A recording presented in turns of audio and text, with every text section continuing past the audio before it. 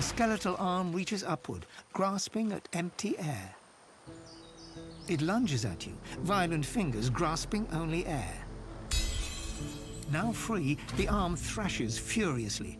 It doesn't relent until wriggling out of your grasp. The arm hits the sand and goes rigid. Its wrist rotates like a compass needle, a single bony finger pointing toward what?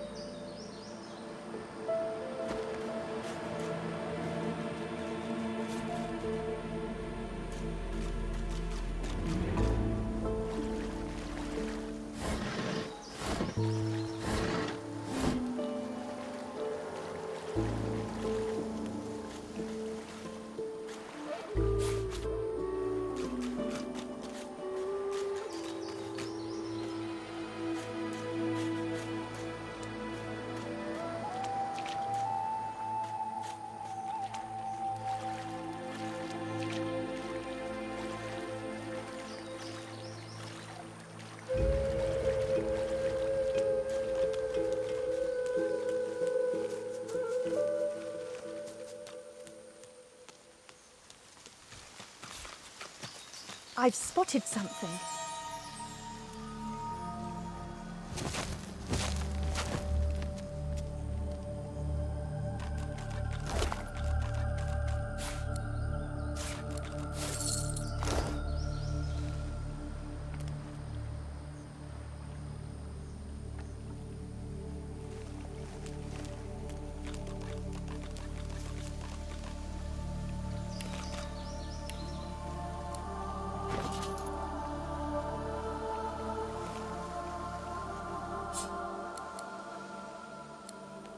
The arm's every joint snaps rigidly into place.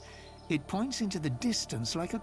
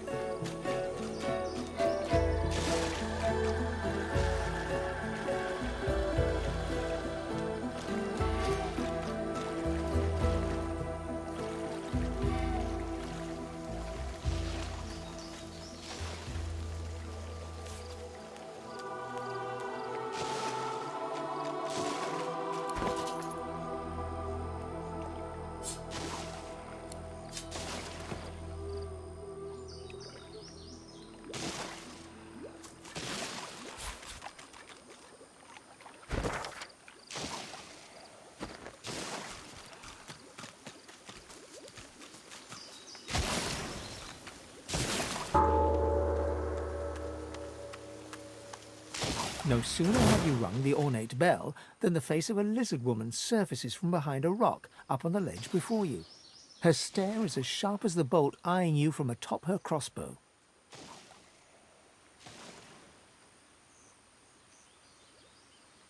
Stand back, kinswoman, and keep your hands off your weapons. Convince me you're no magister, or draw one last deep breath.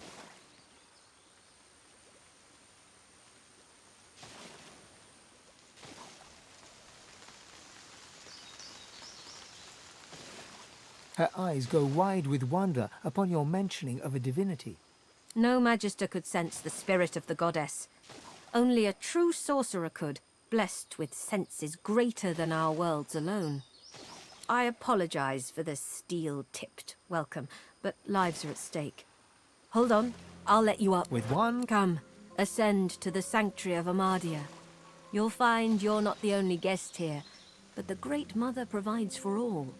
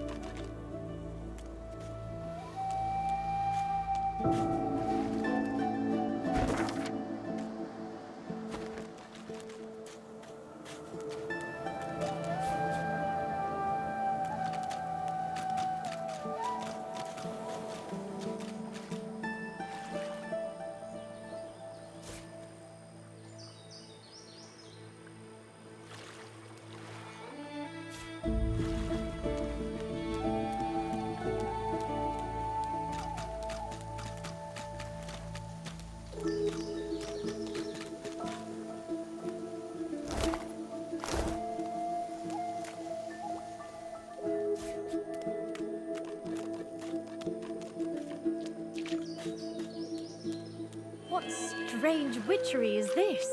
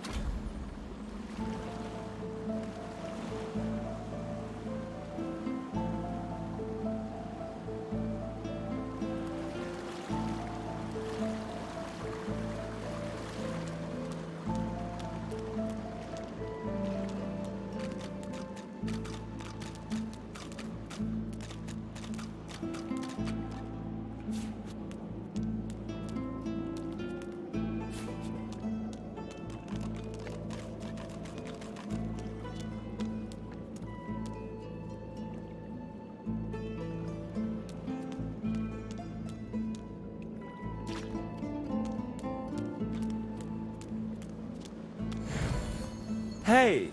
Hey you! Let me see what you've got under there. Go on, go on. Show me your... tits! Wait, do you even have tits?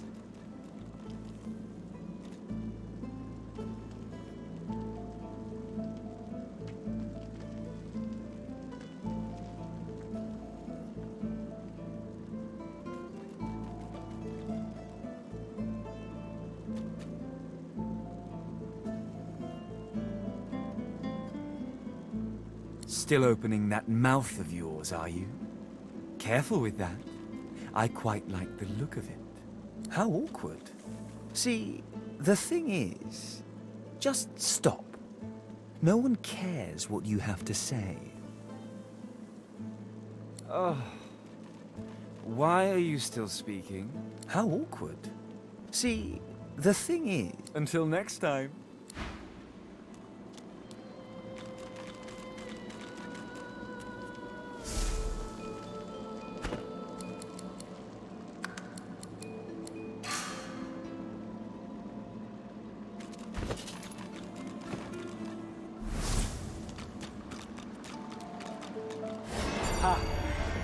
Here today, gone tomorrow. An Life's a illusion. dream, isn't it? This fellow must be quite proud of himself.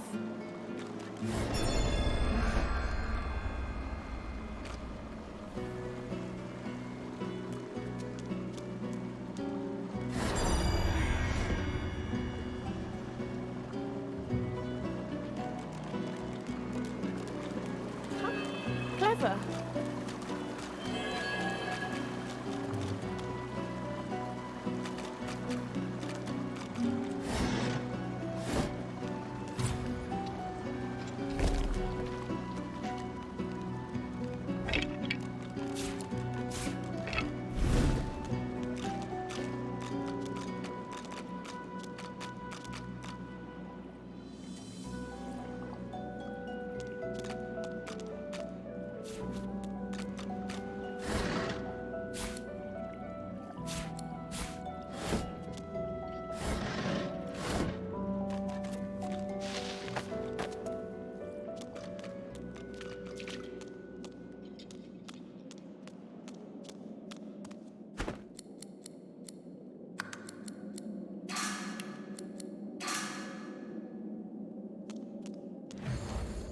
Didn't I tell you to leave? Wasn't I clear that you're not welcome here? You can't teach a fool anything.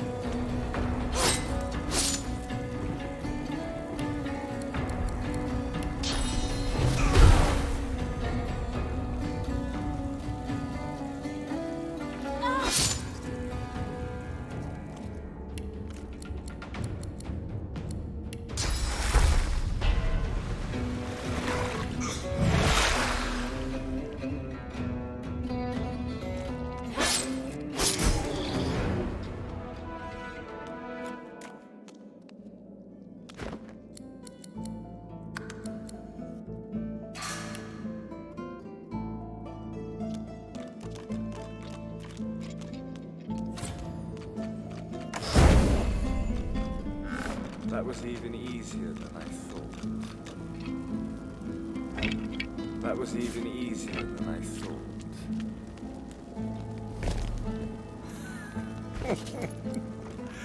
Poor idiot. Pathetic boy. This isn't some game. In what world does treasure simply appear from on high?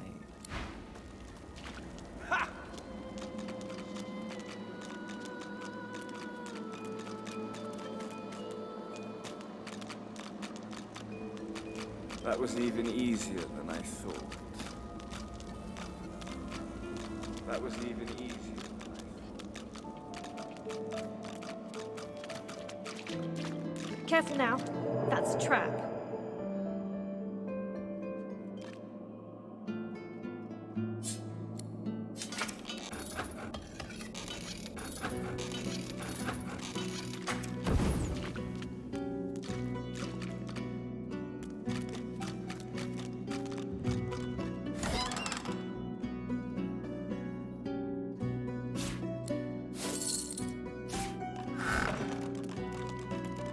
Careful! I've spotted a trap. Trap? Better give it a wide berth.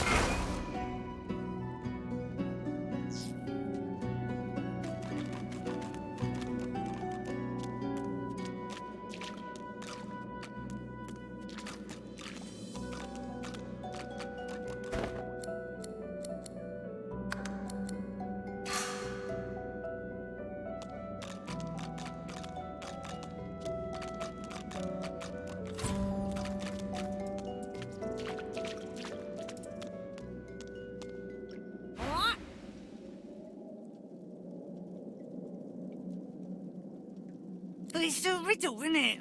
A conundrum. What's it you'll have to solve?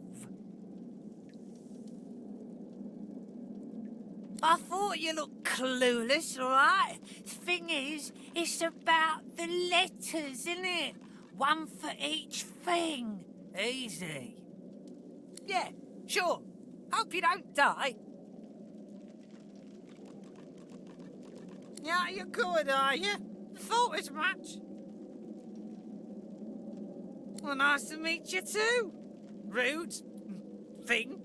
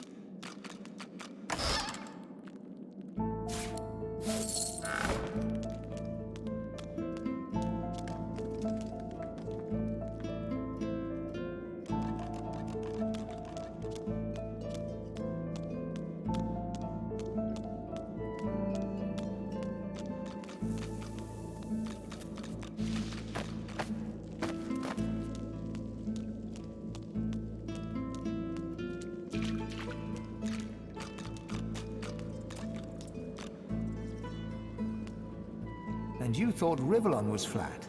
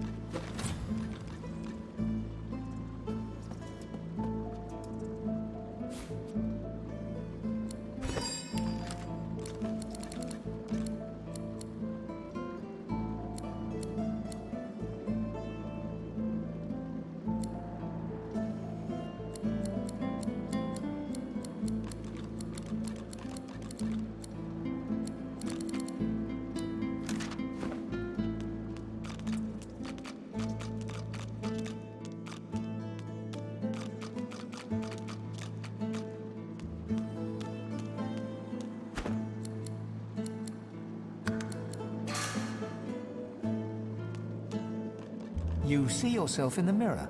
It's quite a sight.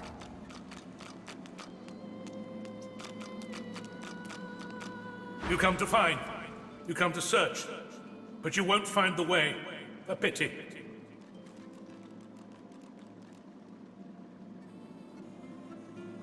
I cannot help you. I only give the questions. I do not answer them. Brachus has willed it. Trompdoi must abide. You have met the unfortunate guardian of this vault.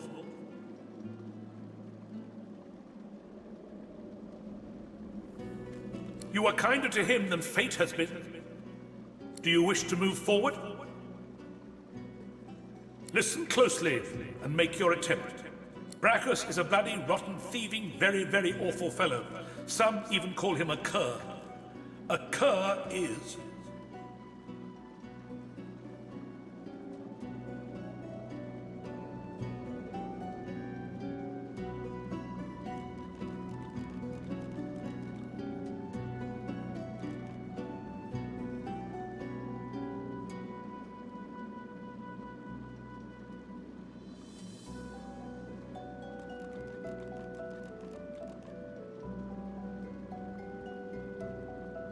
You know nothing. Guess again. Listen closely. Brachus is a bloody, rotten, thieving, very, very awful fellow. Some even call him a cur. A cur is... either you're very good at guessing or the slightest bit clever. Let's find out for certain. Listen closely and make your attempt. Source is a scourge, a devil, a misery, a blight, a hex, a curse. And yet, the cure is...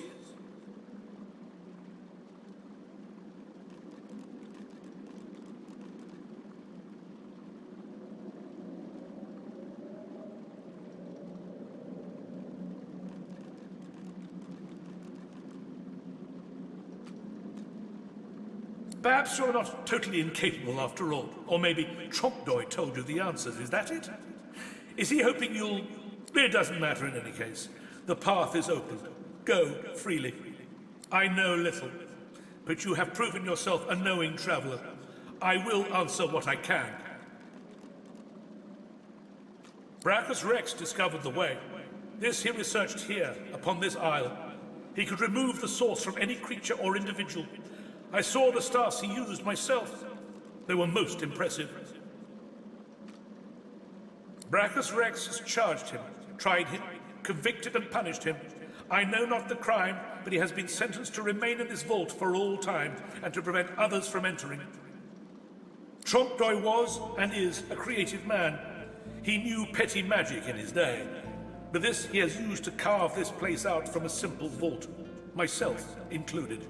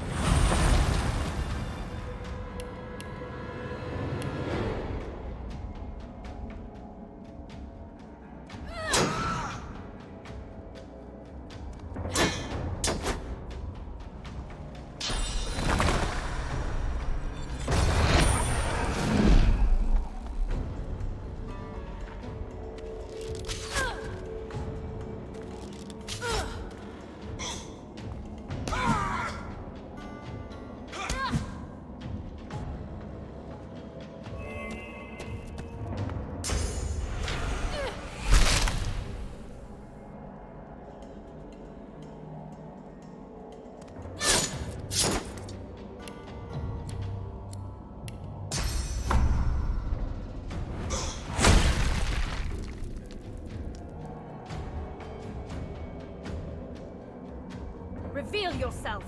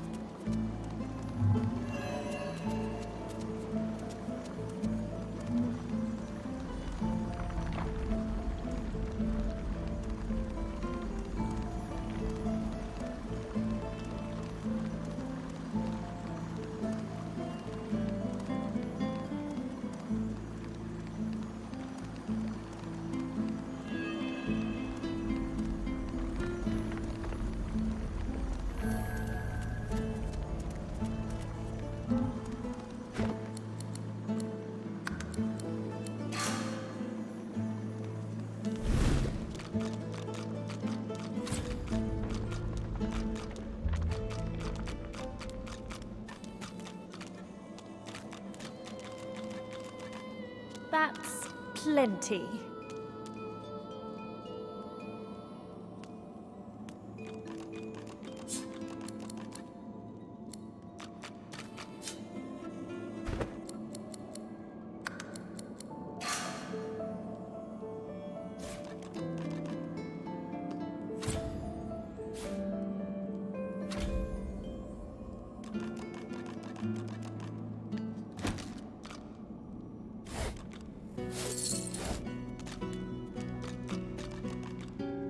The soul jar stands on its plinth, glowing softly.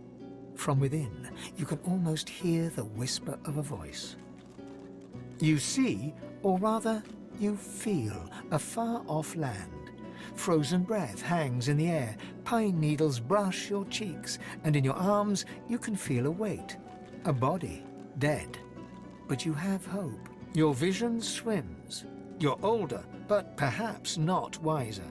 You march at the head of a shambling host, the enemies of Brachus Rex melting before you. The scene twists again. Now Brachus stands before you, a beautiful woman at his side. You lash out in treasonous rage, but cold arms bind you. You're sealed away in a tower. Your screams fill the darkness. You feel a jolt and open your eyes to see the soul jar before you, lying still in the vault. Your hand falls from the jar and grips the pillar as you try to calm your ragged breathing.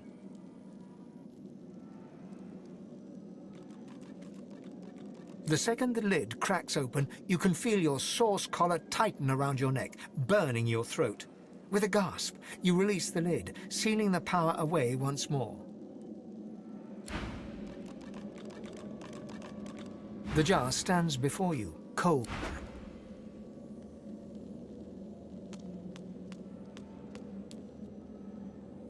The jar on the plinth before you seems ancient, but is in surprisingly good condition. It's covered in pictograms that you can't understand, but you're sure you just saw one of them move. The pictograms spin to life, and you're dragged into a dream. You see the lizards of the ancient empire turning their backs on you, casting you out into the wilderness. As you roam, the human apes turn away from you, all but one. One smiles, one opens his arms, one says he'll take you home. Brachus Rex. He promises power, for a price. He picks off your golden scales, one by one, stripping you down to the bone. He promised you a crown, but all you got was shackles. You try to fight, try to reclaim what's yours, but a woman takes you by the hand and leads you to a tower. He promised he'd take me home, you cry. You are home, she smiles as she seals the door. This is where you belong. Your hand drops away from the soul jar, your bones tingling.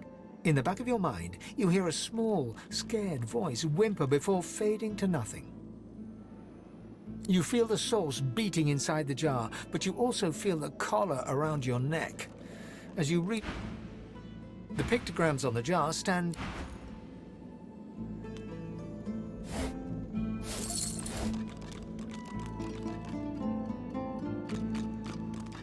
This jar glitters and glows.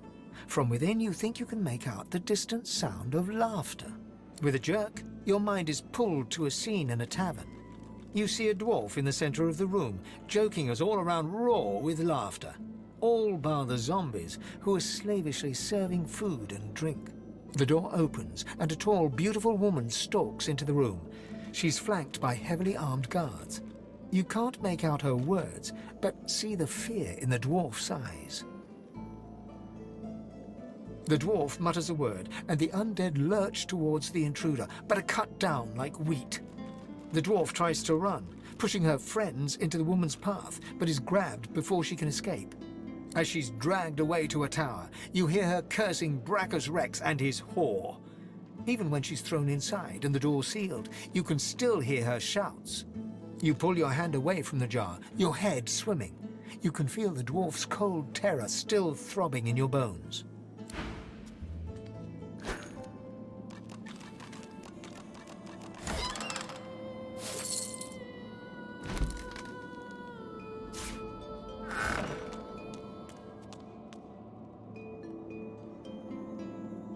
A soul jar rests between two fallen columns, emanating a faint odor of seaweed and timber. When you touch the glass, your vision wavers. You emerge on the prow of a fine ship.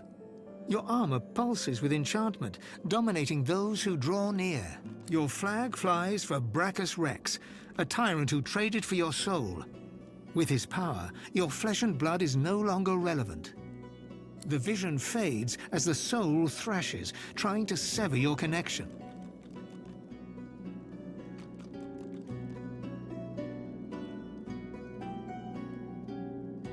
In the end, greed masters you. You seek out the tyrant's vault to retrieve your soul, but Brachus is ready with a trap. Thus imprisoned, you can only dream about what is out of reach. Your soul and that alluring armor. The vision shatters as the soul squirms away from you, curling up in the bottom of the jar. The soul jar pulses with trapped life force.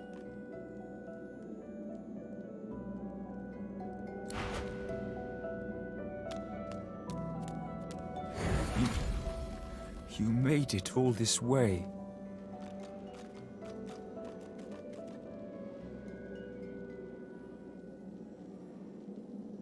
He trembles and seems to shudder with a quiet sob. I'm cursed, you know. Bloody Brachus bound me here to protect his vault. He has my soul in that jar just there, and I can't leave without it. As long as the jar stays unbroken, I can never truly die. I don't rightly know. This was the Source King's way. Befriend you, then destroy you. I was a fool to expect I'd be an exception. His favor was intoxicating. That's no excuse, but it is the reason. Really? You would? He drops to his knees before you and grabs onto your feet with both hands, head hanging. Thank you.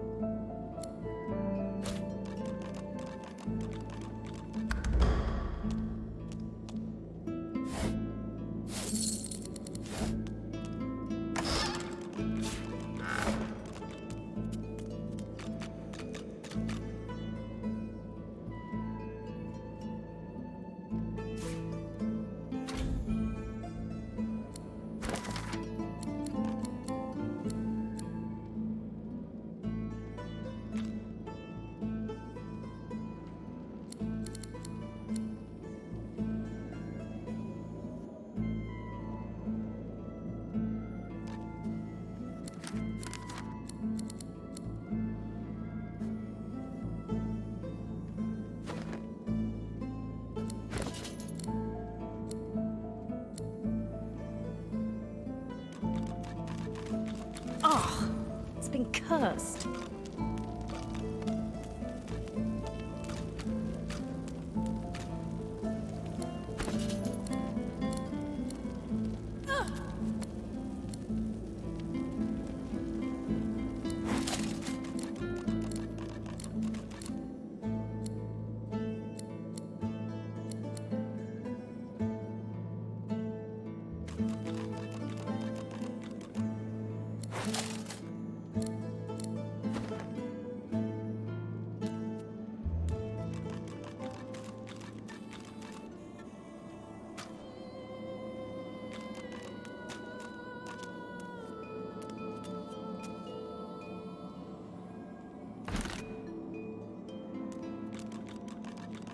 The jar before you may have looked opulent once, but no longer. Now it's covered in grime, its paint chipped away, and its jewels long stolen. The soul jar rocks slightly, light flashing from underneath its lid. On its rim, you can just barely make out the name Gratiana. As soon as you touch the jar's cracked surface, you see a vision of splendor, silks, fine food, and decadent lechery. But underneath it all lies bone and blood.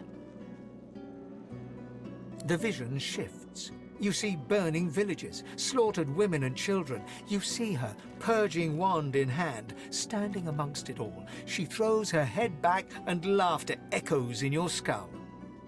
A shadow falls across her, and you see a large, weeping face. She reaches out as if to comfort, but Brachus drags her back. You see her fall into the mire of the swamp, trapped. As you pull your hand away, you can feel a deep, longing sadness in your soul. Is it regret, or just sadness for a life that used to be?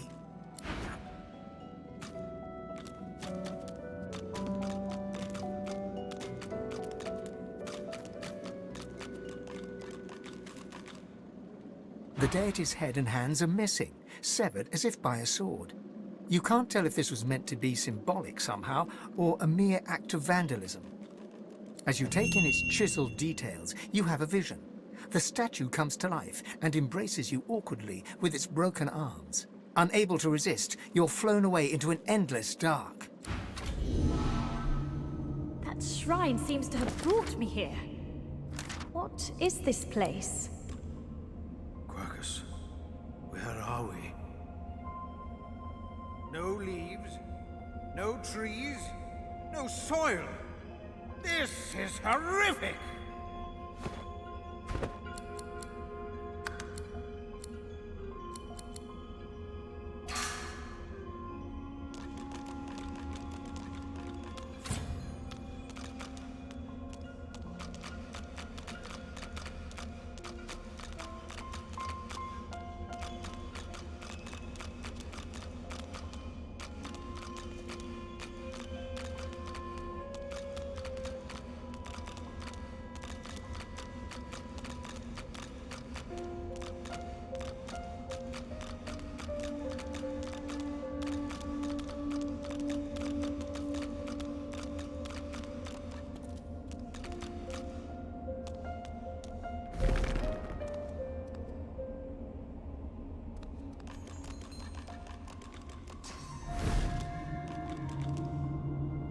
You walk towards the figure on the dais, but wisps of mist start to cloud your vision. With each step, the mist gets thicker, hiding the figure from sight. You see a shape through the fog. Reaching out, you touch the figure. It turns, and you see your mother. She smiles warmly, laying her hand on yours. "My child," she whispers, "my child."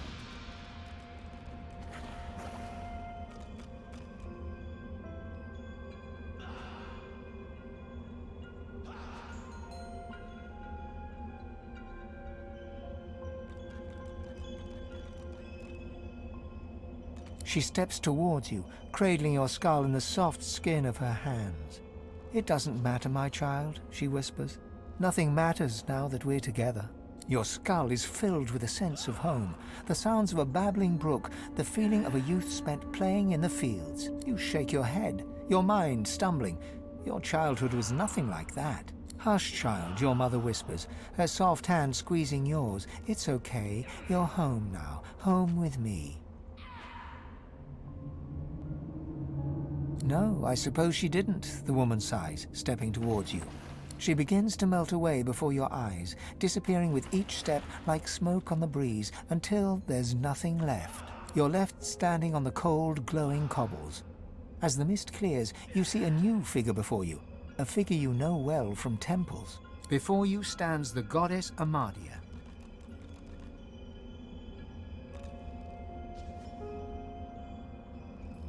Ever the gentle creature. But it is I who should be honored to meet you.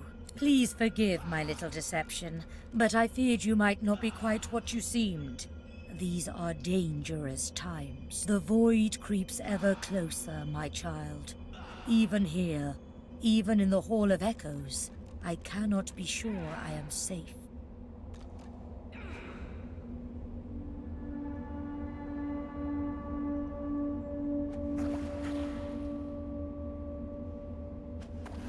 It does. There is an intelligence guiding that darkness. We seven stood united against it once.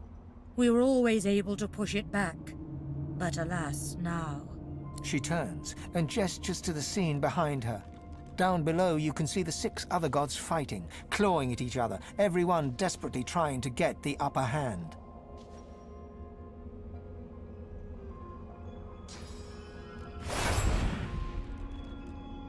No, my child. It is perhaps worse. They have been corrupted by their own vanity, by the pettiness of the mortals they crafted. For the void has spread everywhere. From empires to hamlets, from kings to peasants, it corrupts all things. I had hoped they would be spared from its ravages, but alas, the other 6 were too close to their creations. I fear it is too late for them. For us. But you, my child, you are as removed from the other races as I. You are pure. You can be my champion.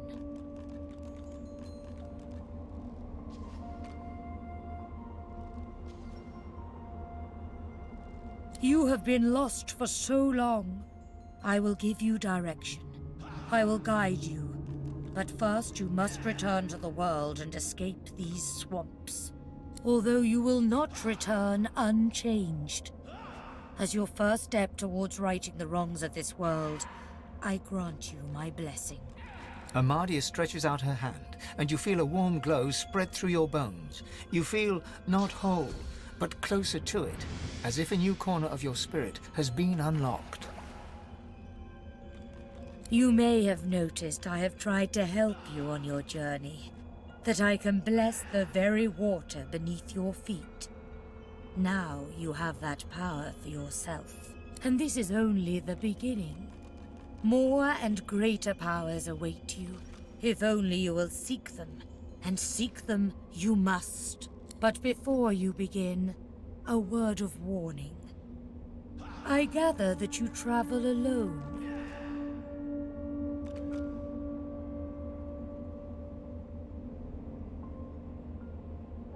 I am pleased to hear it, for there are others in the world.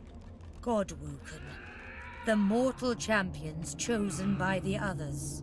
They will walk the same path as you, but they cannot be allowed to reach its end. You must be the one. Only one can wield the power needed to stop the void. Only you. She lays her hand on your skull, and you see it clearly. The others, the gods, Amadia, and you. You are her chosen. You are her godwoken. So go forth into the world with my blessing, dear one. Heed my words and go.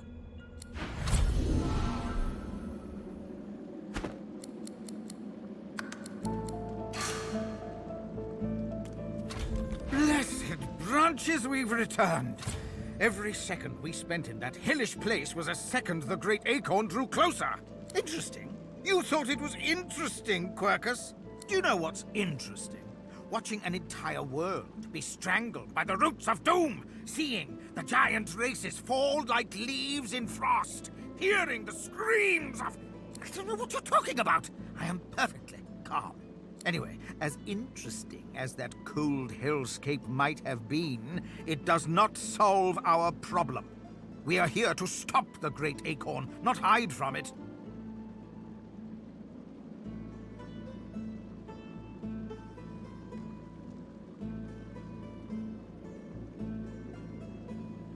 It's already helping more than it knows, Quercus.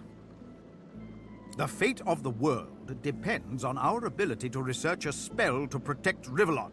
We need to travel across the land, gathering clues, experimenting with different magics, and come up with a spell to shield Rivellon from its doom. Of course, for us to do that, we must avoid being eaten by the servants of the Great Acorn, and that is where our big, foolhardy shield comes in.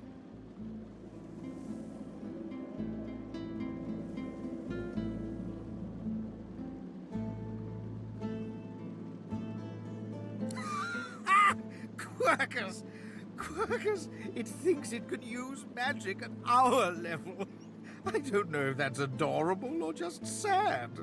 No! I am not going to share our magic with it. I don't care how much you like it, Quercus. Very well, I cannot give it magic, but I can teach it how to forge one spell, if it will keep you happy. One! The squirrel reaches out, touching your foot with a delicate paw, and you feel your mind open. You can see the forces of magic and see how to combine them in a new way. There, maybe now your pet will have a fighting chance. Yes, yes, you're welcome. But can we please get on and save the world now?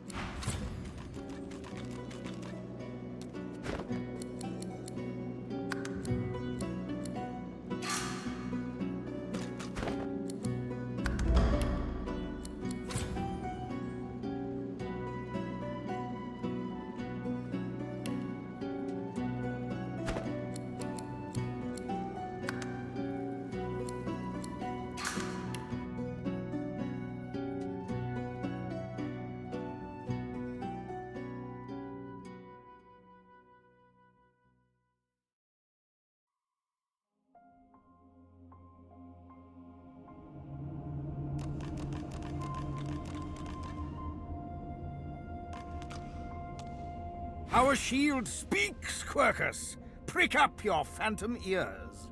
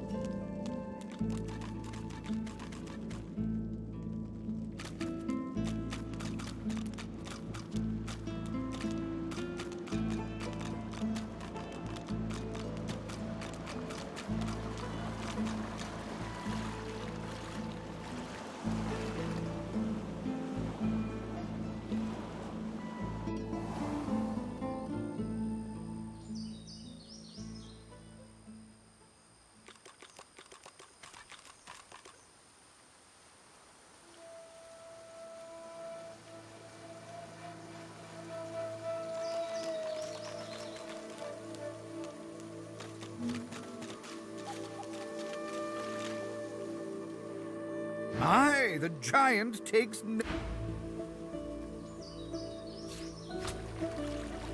Look out! I see a trap nearby.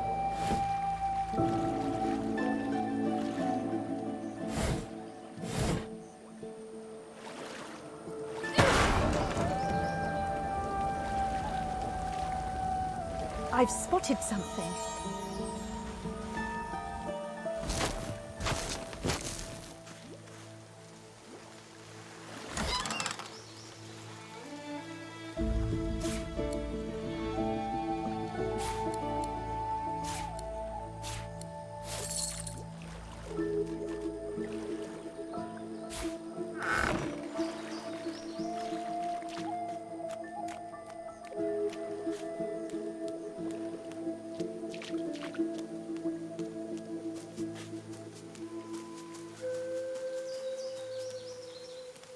Shinies!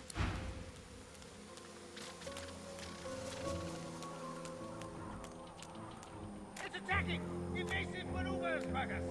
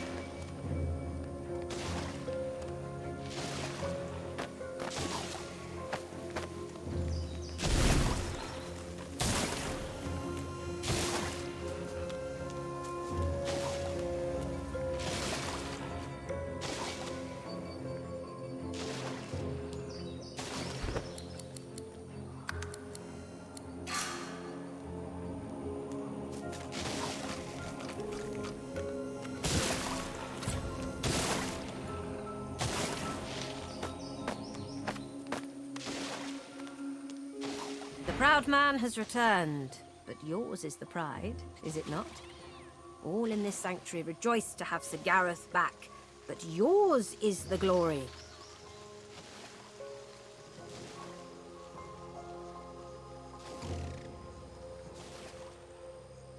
You are too modest.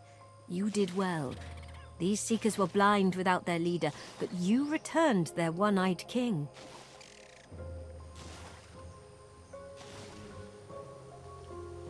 He is a good man.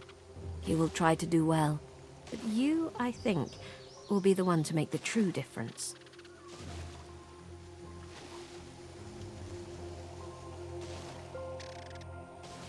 The guests, they call themselves Seekers. They're brave people, and friends to sorcerers. But you'll find them a battered band here today, brought low by bloody battle. Magisters, of course. Who else? The Seekers came here to rescue a sorcerer from the fort. They failed. Many fell. They've heard the Shrieker's shriek. I thank the goddess I'm not haunted by their sound.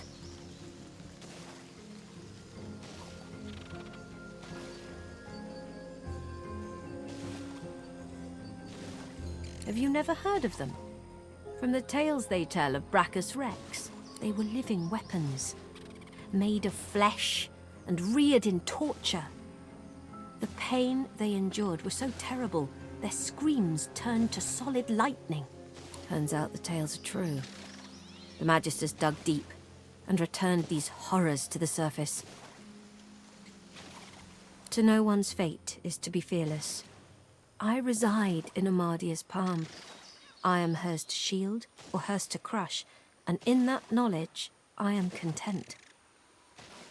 They knew him to be God-woken. They sought to kindle the divinity slumbering deep within his soul. But Alexander bears no rivals. Only the son can follow the father, or so he is convinced. For him, divinity. For the others, The dungeons. It is truly harrowing to know this man seeks to be the Seven's chosen. As you wish. My name is Bahara. Like you, I am a sorcerer. But unlike you, I am also a faithful servant of Amadia. Praised be her name, and praised be her starlit eyes.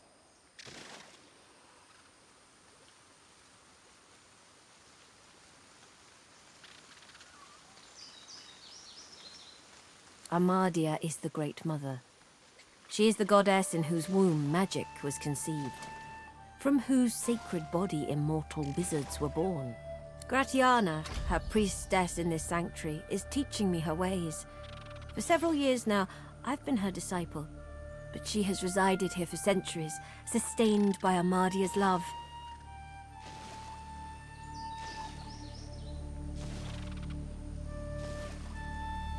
I am forbidden to leave my watch, and there is no need for formality. Gratiana will receive you as you are. You'll soon find her. She never strays far from the statue of our goddess. It is the laboratory of a lunatic. A place removed from mercy and sanity where mad Brachus Rex would experiment to his dark heart's content. There are ruins in the marshes, stonework vultures that perch above the king's long-buried treasure. But his is not a treasure of gold, ruby, and sapphire. It is a treasure of death, weapons, and vile magic. The nights here are long and lonely, but I often listen to my mistress Gratiana speak of days long gone, the heydays of Brachus Rex. Perhaps she will tell you her tales as well.